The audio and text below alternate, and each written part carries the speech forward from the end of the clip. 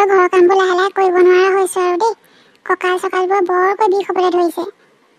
এতিয়া মাইনাৰ উপযুক্ত বয়স হ'ল আৰু তাৰ ব্যৱসায়ো ভালে ভালে চলি আছে। গতিকে ভাবিছোঁ মাইনাৰ বিয়াখনকে বোলো পাতি দিওঁ নেকি। ঘৰলৈ বোৱাৰী এজনী আহিলে মোৰো অলপ সহায় হ'ব। সেইটো অৱশ্যে তুমি ভালেই চিন্তা কৰিছা। মাইনালৈ তেনেহ'লে ছোৱালী চাওঁ নে কি কোৱা? ৰ'ব, আমি চোৱাৰ আগতে আকৌ তাৰ মতামত জানিব লাগিব নহয়। আজিকালি ল'ৰা হয়, ক'ৰবাত কিজানি কেনেবাকৈ পচন্দ কৰিয়ে থ'ব পাৰে নহয়। তাক মাতক নহ'লে সোধকচোন। ক'ৰবাত যদি পচন্দ কৰি থৈছে তেতিয়া আমি চাবলগীয়া নহয় আৰু। মাইনা, মাইনা, চাওঁ ইফালে আছোন। দেউতা, কোৱা, কিয় মাতিছিলা? মাইনা, ইয়াতে বহচোন, তোৰ লগত কথা এটা আলোচনা কৰিবলৈ আছে। কচোন, তোৰ ব্যৱসায় কেনে চলিছে? ব্যৱসায়টো ঠিকে চলি আছে বাৰু। যিটো কথা সুধিবলৈ মাতিছিলে সেইটো কথা সোধক আকৌ। কি উল্টা পুল্টা কথাবোৰ সুধি আছেনো? মানে মাইনা, মায়ে আৰু মই তোৰ বিয়াখনৰ কথা চিন্তা কৰিছোঁ। বিয়া দেউতা এতিয়াই, কিন্তু মোৰতো এতিয়া বয়স 28 বছৰ হৈছেহে, আৰু 2 বছৰমান ৰৈ দিওঁ। নহয় মাইনা চা, আমাৰ এতিয়া বয়স হৈ আহিছে। আজিকালি ময়ো ঘৰৰ কাম বনবোৰ তেনেকৈ কৰিব নোৱাৰা হৈছোঁ। কঁকালৰ বিষ, ভৰি বিষ সেইবোৰতো আছে, তই জানই, দেখিছই। সেইকাৰণে ভাবিছোঁ তোৰ বিয়াখনকে বোলো পাতি দিওঁ। বোৱাৰী এজনী আহিলে ঘৰখনৰো অলপ সহায় হ'ব। সেইকাৰণে ছোৱালী চোৱাৰ আগতে তোক মাতি আনিছোঁ। তই যদি কেনেবাকৈ ক'ৰবাত পচন্দ কৰি থৈছে তেনেহ'লে আমাক কৈ দে, আমি তাইকে বোৱাৰী কৰি আনিম। বাৰু, মই তোমালোকে ইমান কৈছা যেতিয়া হ'ব বাৰু। হয়, মই ছোৱালী এজনী পচন্দ কৰি থৈছোঁ। তাইৰ নামটো জিনা। মই তাহাঁতৰ ঘৰৰ এড্ৰেছটো তোমালোকক দিম বাৰু। তোমালোকে গৈ তেওঁলোকৰ দেউতাকহঁতৰ লগত কথা পাতিবাগৈ। ভালেই হ'ল বুজিছা। ই যেতিয়া ছোৱালী পচন্দ কৰি থৈছে, আমাৰ আৰু সমস্যা এটা কমিল যেনিবা। যোৰাও যোৰা, একেবাৰে পাভৰ যোৰা আকৌ দেই। এইখন ঘৰত ছোৱালী এজনীহে কম হৈ আছিল আৰু আজি তুমি আহি এখন ঘৰ পুৰাই দিলাহি। আমাৰ আজিৰ পৰা দায়িত্ব এটা শেষ হ'ল। আজিৰ পৰা এখন ঘৰ তোমাৰ আৰু দেই। যোৱা এতিয়া তোমালোক ভিতৰলৈ, ভাগৰ লাগিছে চাগে নহয়। আজিৰ পৰা ঘৰৰ দায়িত্ববোৰ বোৱাৰীক দি মই অকণমান আৰাম কৰিব পাৰিম আৰু দেই। তাকেহে, তোমাৰ মনৰ আশা পূৰ হ'ল আৰু। হেৰি, বোৱাৰী দেখোন ইমান দেৰিলৈকে উঠা নাই। আজি ৰাতিপুৱা প্ৰথম কাপ চাহ তাইৰ হাতেৰে খাম বুলি ভাবিছিলোঁ। হ'ব দিয়াচোন হে। তাই চাগে ভাগৰ লাগি থাকিব পাৰে অ'। কালি বিয়াখন হৈ গৈছেহে, উঠিব দিয়া লাহেকৈ। তুমিয়ে বনোৱাগৈ যোৱা এতিয়াৰ কাৰণে। গুড মৰ্ণিং মা, দেউতা। মাইনা উঠিলে বোলে। কি হ'ল, জিনা উঠা নাই যে ইমান দেৰিলৈকে? চাহ একাপ তাইৰ হাতে আজি খাম বুলি ভাবিছিলোঁ। মা, এইকেইদিন টোপনি ক্ষতি নহয় জানো? তাই মূৰটো বিষাই আছে বুলি কৈছে। এয়া শুই উঠিছেহে এইমাত্ৰ। হেৰি কৰিবাচোন, তুমি চাহ বনোৱাকৈ যদি মোলৈও বনাই দিবা, আৰু জিনালৈও একাপ বনাই ৰুমলৈকে লৈ আহিবা দেই। হ'ব দিয়া, চাহকাপ তুমি এতিয়া কাৰণে বনোৱাকৈ যোৱা। তাই গাটো ভাল পালে কামবোৰ কৰিব নহয়। হাজবেণ্ডৰ ঘৰত প্ৰথমটো দিন। নাই, এইটো ভাল লগা নাই। নতুন ঘৰখনত বোৱাৰী জীৱনৰ প্ৰথমটো দিন। এইটো মজা হৈছে, এইটো বহুত লাইক পাম। জিনা, কি কৰি আছা তুমি? আমাৰ মাইনাই ক'লে তোমাৰ বোলে মূৰৰ বিষ হৈছে, সেইকাৰণে মই চাহ একাপ লৈ আহিছোঁ। মা, গুড মৰ্ণিং। ভালে কৰিলে পাই চাহ একাপ আনিলে। মোৰ মূৰটো ইমান বিষাই আছিলে। মই ফেচবুকতে ফটো দুখনমান আপলোড দি লৈছোঁ। চাহ একাপ ইয়াতে থৈ গৈছোঁ দেই, খাই পেলাই গা পা ধুই ওলাই আহিবা। থেংকছ মা। কি জানে মা, মই আগৰ পৰাই নহয় ঘৰত বেড টি একাপ লওঁৱেই। সেইটো মোৰ পুৰণি অভ্যাস। সেইকাৰণে আপুনি কাইলৈৰ পৰা প্লিজ মাইনাৰ হাততে মোৰ কাৰণে ৰুমলৈকে চাহ একাপ দি পঠিয়াব হা। আৰু মই গ্ৰীণ টি একাপ দিলে বেছি ভাল পাম। অকণমান ৱেইট লছ কৰি আছোঁতো, সেইকাৰণে। ঠিক আছে, হ'ব। তুমি আহিবা তললৈ। ফটোকেইখন পটাপট আপলোড কৰি লওঁ। গাটো বেছি বেয়া লাগিছে যদি অলপ সময় শুই দিয়ক। মাইনাৰ বিয়া এতিয়া ছমাহে হ'লহি আৰু। ভাবিছিলোঁ এতিয়া বোলো ঘৰখনলৈ বোৱাৰীজনী আহিলে অকণমান বোলো মোৰ সহায় হ'ব। পিছে নাই, এডোখৰো কাম নকৰে দেই ছোৱালীজনীয়ে।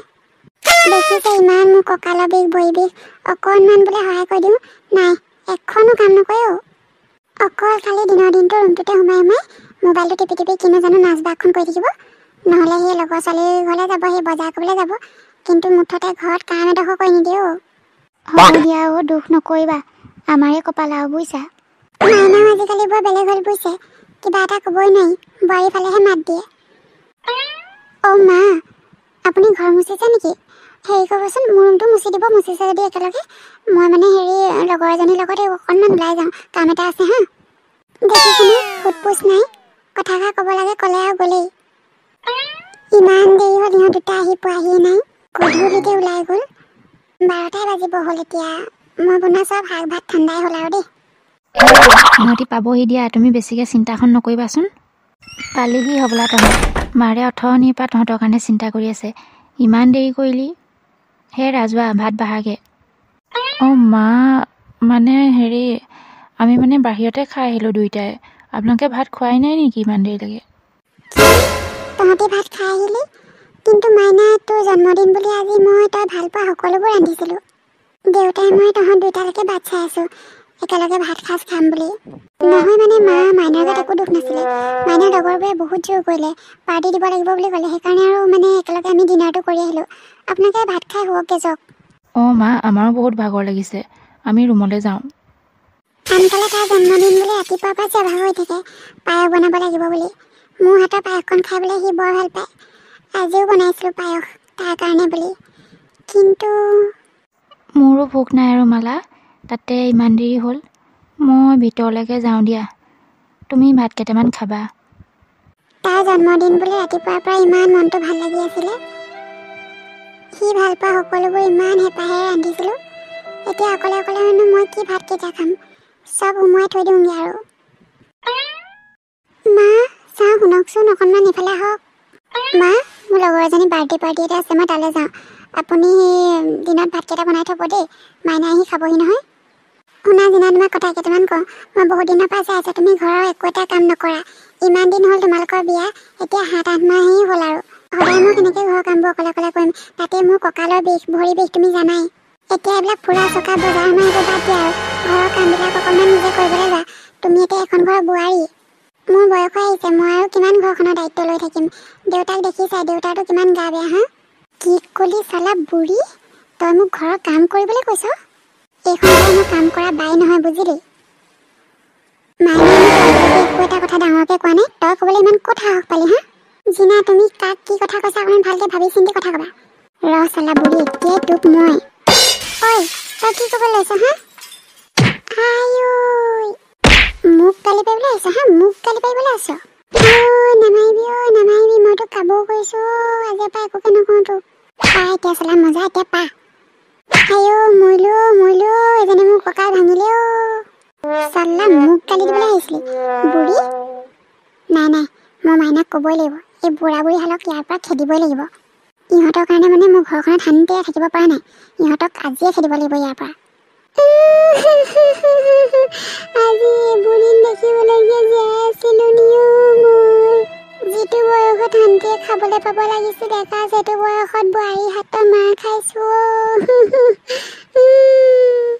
হ'ব মালা, দুখ নকৰিবা। হয়তো এইবোৰ আমাৰে পাপৰ ফল, বুইছা। মা, দেউতা, মই নথকা অৱস্থাত তোমালোকে জিনাক বহুত কষ্ট দিয়া ন। মই আজিহে সকলো কথা গম পাইছোঁ। এইবিলাক মাইনা তই কি কথা কৈছ? হা, আমি বোৱাৰীক কেতিয়াও কষ্ট দিয়া নাই। তোমালোকৰ কাৰণে ঘৰখনত শান্তি নাইকিয়া হৈছে, তোমালোক আজিয়ে ইয়াৰ পৰা ওলাই যোৱা। তেনেকৈ নকবি মাইনা, আমি এই বয়সত ক'লৈ যাম ক? সেইবিলাক মই নাজানো, গাঁৱতো ঘৰ এখন আছে নহয় আমাৰ, তালৈকে যাবাগে। তাততো এতিয়া কোনো নাথাকে, সেই মাটি বাৰীবোৰো এনেইহে পৰি আছে। জিনাও, তুমি তাক কি মিছা কথা এখন ক'লানো? সি যে আমাক ঘৰৰ পৰা উলিয়াই দিছে। দেখিছা মাইনা, মাহঁতে কেনেকৈ মোক এতিয়াও কৈছে মিছা কথা কৈছোঁ বুলি। তুমি নথকা অৱস্থাত মোক বহুত শাস্তি দিয়ে জানা।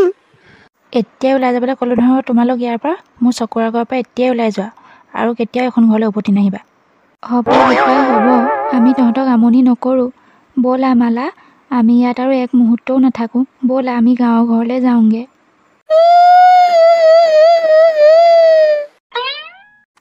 চোৱা মালা, আমি আমাৰ ঘৰখন যেনেদৰে এৰি থৈ গৈছিলোঁ, আজিও তেনেদৰেই আছে।